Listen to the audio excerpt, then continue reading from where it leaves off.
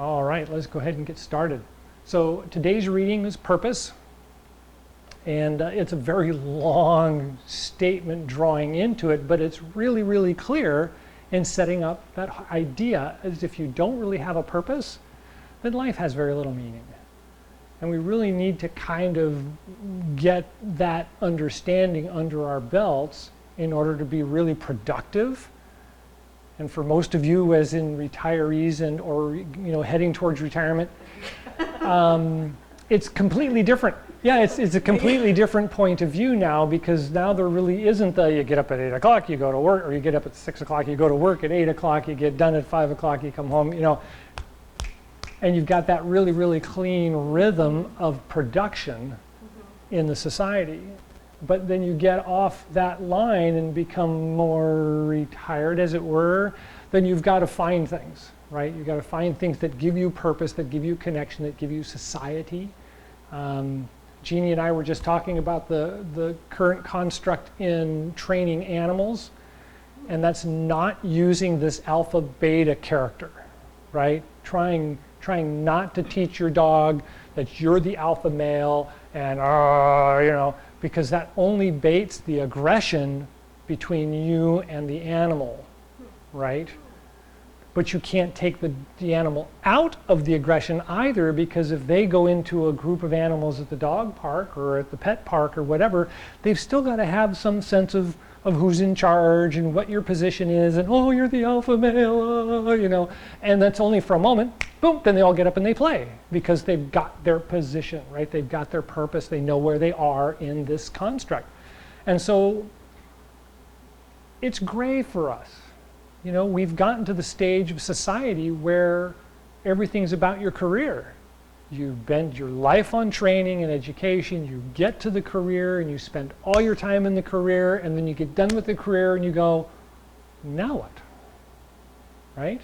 And if you don't have a bunch of good hobbies and health at the end of the run, then, you're really kind of stuck with what's next, right? You don't feel that connection anymore unless you've gotten really, really good at the beginning, right? And that's the whole Chinese philosophy, is that you start the child off knowing it's part of the society. If there's a problem with that, come back to the beginning again. You're part of the society, right? And if they get sidetracked, you're part of the society, right? So they're always being refreshed on the idea that you have purpose and you have focus and you have direction, and when you retire, that's your purpose now, right? And that's okay. So you don't have to have I got to get up at 7 so I can go somewhere at 8, or what do you have to do? I don't know, but I got to do it, It's like routine. Right. Routine. Right, you're built your life on the base of the routine, not on the construct that you have purpose for the routine, right?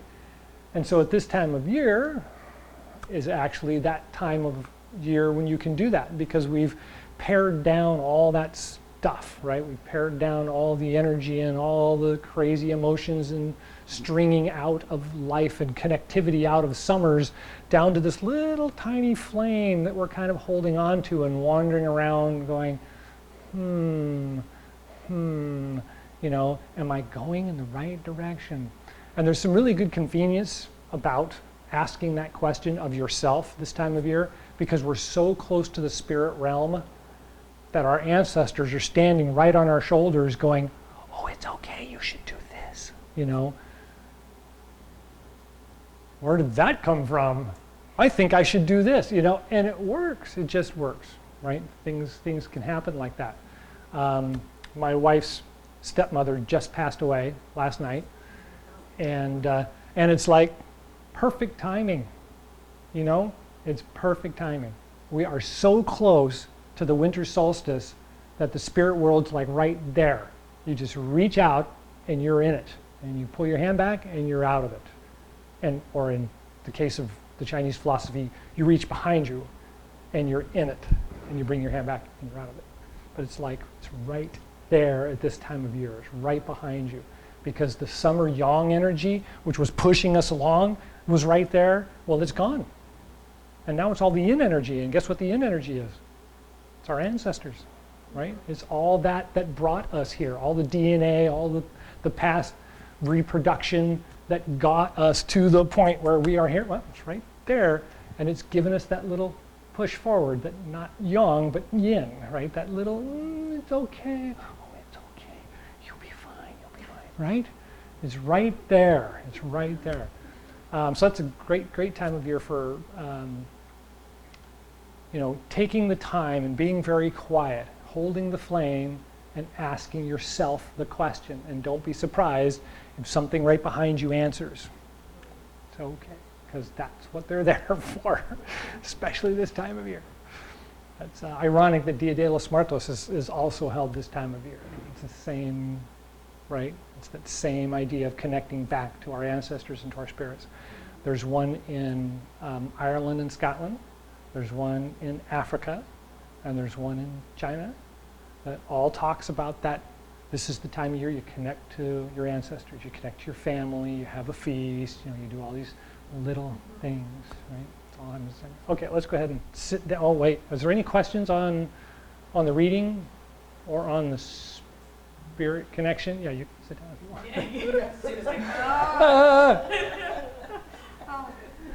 want. Okay. As always, I can go on forever. So there's a lot to be said about the quiet time this time of year, about taking that a little bit extra time, either waking up in the morning or getting ready to go to sleep at night, and just take a couple of breaths, right? You have that nice quiet moment. The sun's gone to bed early, so should we. Doesn't always work out that way, but that's okay. Just start winding down, right? Don't drag yourself up to 11 o'clock because you have to. Put it down, take a couple breaths. And so this time of year, one of the things that we start to notice is that the muscles become tight. Not only is the skin thick because of the moisture or the lipids of the body have gotten thick to protect us from the cold, but the muscles are starting to feel a little cranky and a little stiff, a little harder to get moving and more cracking and popping than expected. And yes, and so it's important to recognize that as it's telling you it's okay to rest, right? In the summer, if we start feeling this way, it's really important to move, right? Work it out, stretch it out, get more fluids into the system, things like that. In the wintertime, it's telling you stop, lie down, relax. A heating pad is your friend, right? All of these things. So with that, what happens is the fingers and the toes get cold, right? You don't want to let that happen. Find a way to keep yourself warmer. If you do moxa, anybody know what moxa is? Moxa bakshin? It's little cones of a woolen material, mugwort, if I remember correctly, and you make little bead, essentially a bead with a point on it, just a little thing like that. You can stick them on the tip of your thumb and 2 forefingers, and then you light them on fire and you let them get almost to the end and just peel them off and put another one on and do the same thing. You do it on your toes, same thing, and that encourages circulation into the hands. The brushing exercise encourages circulation. If it's in the morning, you can brush down. When it's at night, you brush up. Everybody got that? Makes sense? Right? In the morning, right? In the morning, you brush down because you're trying to push the energy to the fingers and or the toes, right? And at night, when you're getting ready to go to bed, you're encouraging the arteries to pump in and the veins to pull back, right? Does everybody know their biology and physiology? The arteries are pushing blood in the middle of the arm out. It's coming out to the veins, and the veins are drawing it back across the surface and back into the circulatory system, right? So in the morning, this is just an energy work. At night, this is sympathetic. It's helping the veins draw the blood back from the artery back into the system again. Does that make sense? Okay. So good things to remember. They're just simple things, but they're really, really encouraging for those of us that are still young, which is all of us. You want to keep the circulation in the fingers and the toes going, especially this time of year, because we're heading towards stages of common stages of neuropathy and nerve breakdown, nerve disruption in the hands and the feet, which are probably the highest concentration besides the ears, the nose, and the mouth of nerve endings, is in the fingers and in the toes. And so they can be very painful. If anybody's got neuropathy or have stages of neuropathy or had parents that had stages of neuropathy, yeah, you know, you want to work on that circulation and try and keep the fingers and the toes warm and stop the breakdown of the nerve endings and increasing the chances of neuropathy. You want to decrease the chances of neuropathy. Sorry, there's a couple of very important points. Okay, so any questions about the circulation and the energy in the body? Okay, good. So everybody's good with the quiet gong? Is there any questions about the quiet gong exercises? This time of year, you may notice that when you try and think about the microcosmic orbit, that it doesn't work really well. It feels flush. It feels like everything's just kind of flush or full, throbby. You get that kind of sensation? Perfectly normal. Perfectly normal. This time of year, we're so into the center of the body, right? The energy is so drawn in that when we're breathing, we really, really feel the pulse of the body, and we don't really feel that microcosmic orbit as regular as we want it to be. And so what we need to think about is belly breathing. And everybody's got belly breathing, right? We've talked about belly breathing before. So instead of inhaling with the chest and squeezing the abdomen when you inhale, like that, right? I want to go, right? I want to kind of stick it out all around. I want to feel my back puff out. I want to feel the sides puff out. I want to feel the front puff out when I inhale.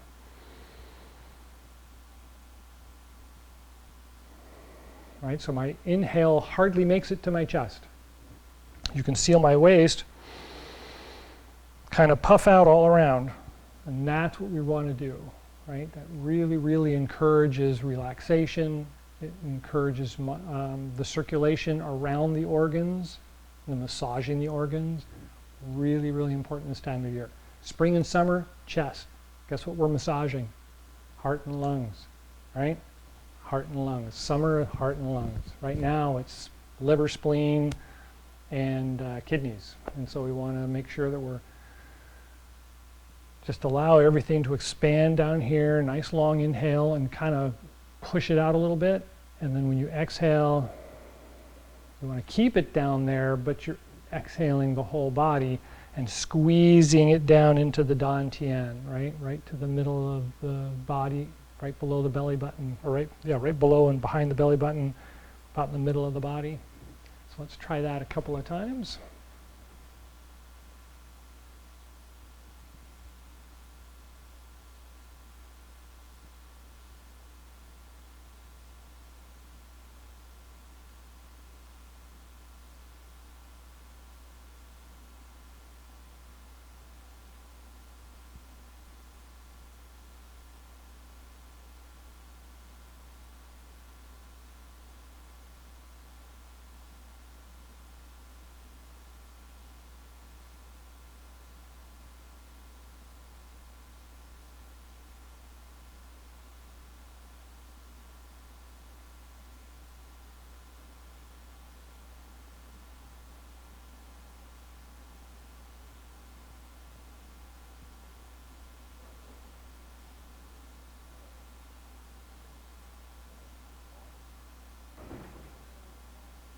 And relax. How'd that feel? So far, so good. Can you feel your heartbeat anywhere specific?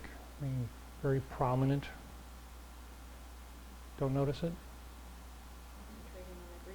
Good. That's okay. At this time of year, you may notice it up here. So when you're inhaling down here and you're really building up pressure from your inhale down here and your exhale, you may feel the pressure from the pulsing, right, the sensation, rise up into your head and your face. And in the summertime, we think that's bad because it's heat prostration. In the winter, it's not a bad thing because you want a little heat, but you don't want to overheat. So if you feel like you're going to sweat because you're breathing funny like that, calm that down a little bit. Continue doing the belly breathing, but just not quite so aggressive, because that's forcing the flame in the candle to rise up and it can blow itself out, right? And we don't want to do that, so we want to kind of keep it calmed down. I'm just getting over a little nasal congestion, and so mine's up here. I can feel it all rising up here. I'm getting a little sweaty already. And so it's kind of like, I'm hyperactive.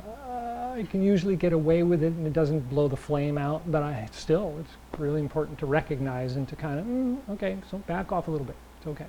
Okay, so let's go ahead and do the quiet gong exercise. So relax the body, grip the ground lightly with the toes. Lift the head up and tuck in the chin slightly. Rest the tip of the tongue on the roof of the mouth, just behind the front teeth.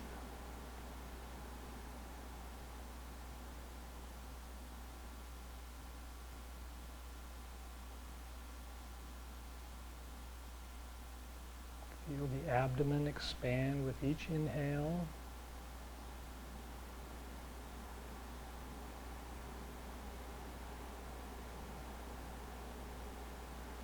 And when you exhale, just let the energy settle down all the way down to the belly button, the dantian.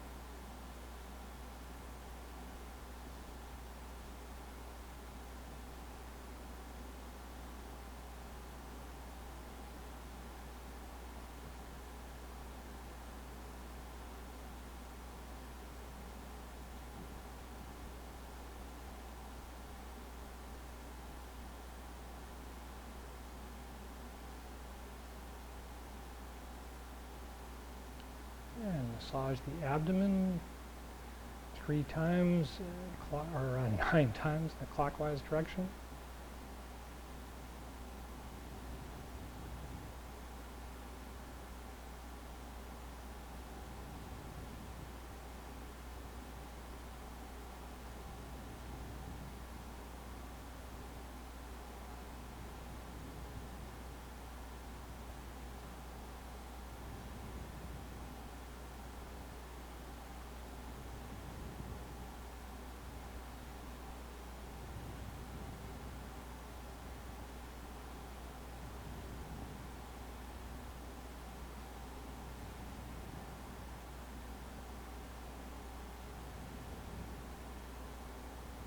And then 9 times, and change your hands, and 9 times in the counterclockwise direction.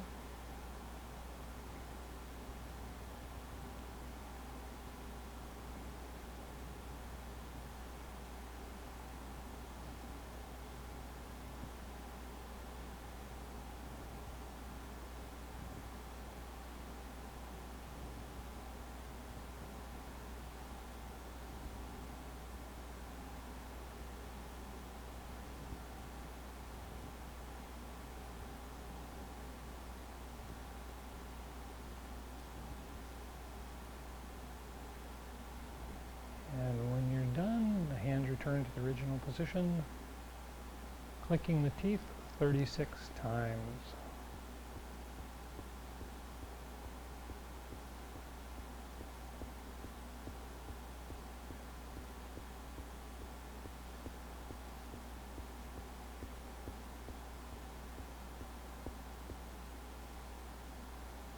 Rotating the tongue around the outside of the gums 10 times.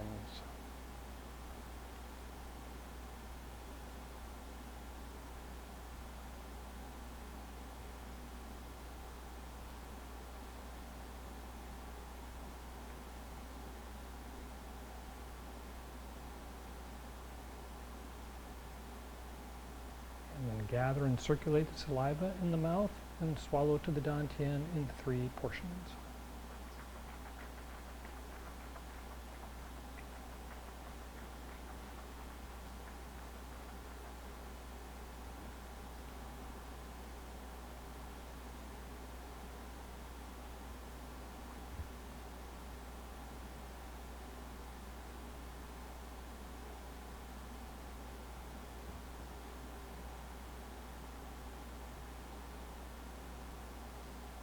And massage the hands together. And then wash the face with both hands.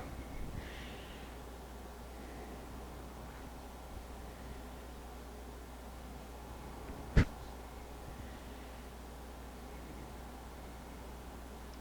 then with one hand.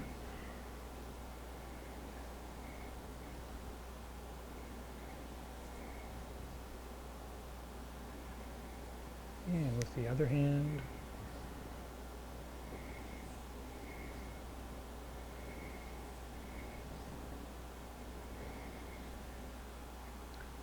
And then cup and massage the eyes. And press back to the temples.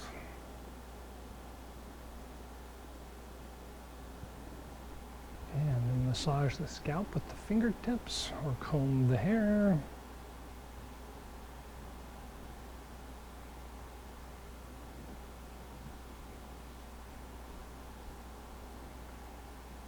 Massage the ears with the thumb and the forefinger.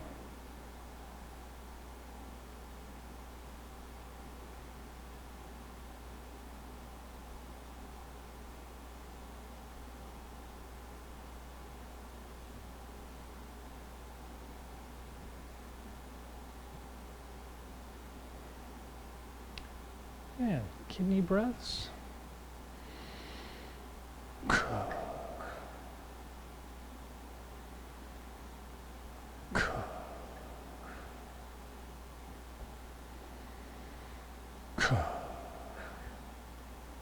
Yeah, the Tibetan drum exercise.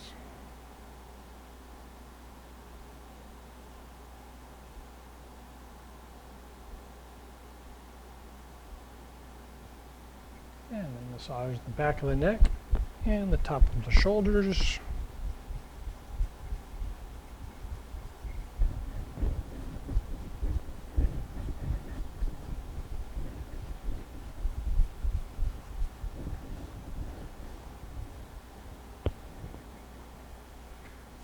And then massage the hands again.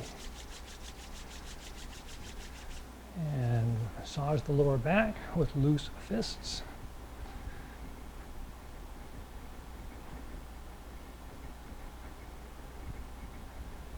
And the rib cage. And then down the arms 3 times each. And down the legs. And this time of year, it's also really good to massage down the outside of the legs, separate. And that's the digestive tract. So if you're having digestion problems, you may notice you get restless leg or restless knee from too much food in your tummy. This is the pressure points right here on the top of the leg. And so you can brush down those, and that helps a lot. You can also massage the back of the knee. And if you're really having restless leg problems, you can also do a little pickle juice in your mouth, kind of swish it around a little bit. That helps a lot. Or if you have herbs at the house, Xiao Yao Gan Sao Tang is the one that's specific for that. Okay, any thoughts, any questions? No? Shall we do the closing exercise, or are we done? Yeah? Okay.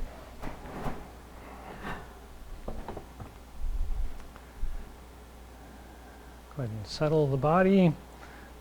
Feet are a little broader than shoulder width apart. You want to really feel the ground this time of year, kind of sink down into it.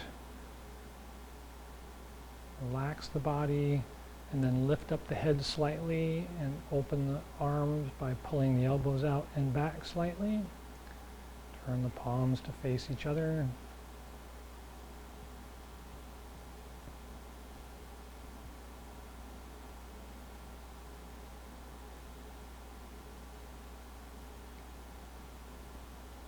And when you're ready, palms out, inhale, rise up.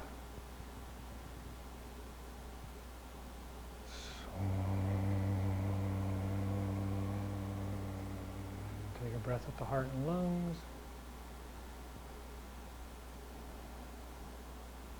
And at the Dan Tian and Ming Man.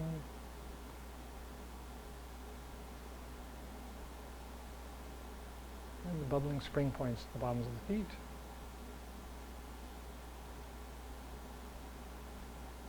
And a couple of breaths, and really feel the connection between the feet and the ground. And let the energy kind of sink down through the middle of the bottom of the foot and into the ground.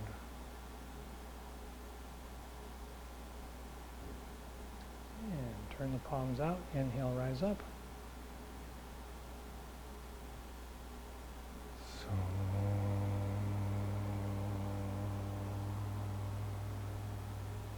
Breath at the heart and lungs.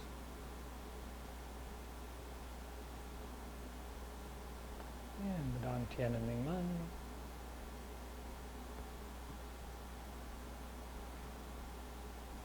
And the bubbling spring points, the bottoms of the feet.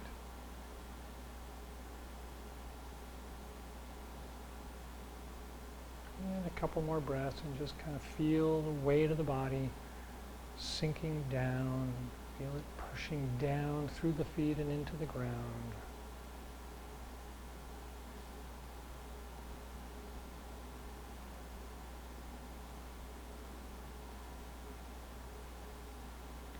And when you're ready, palms out, inhale, rise up.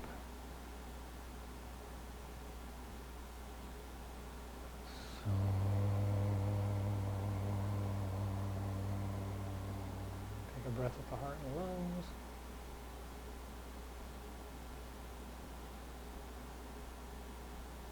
And the Dan Tian and Ming Man.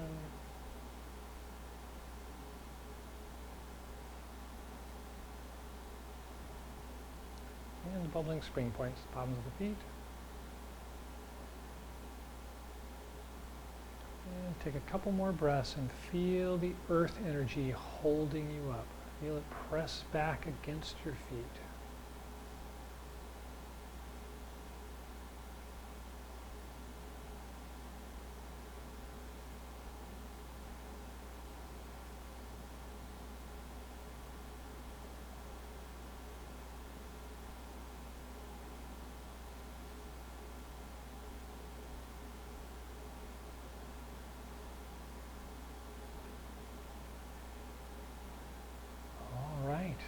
Any last thoughts or questions?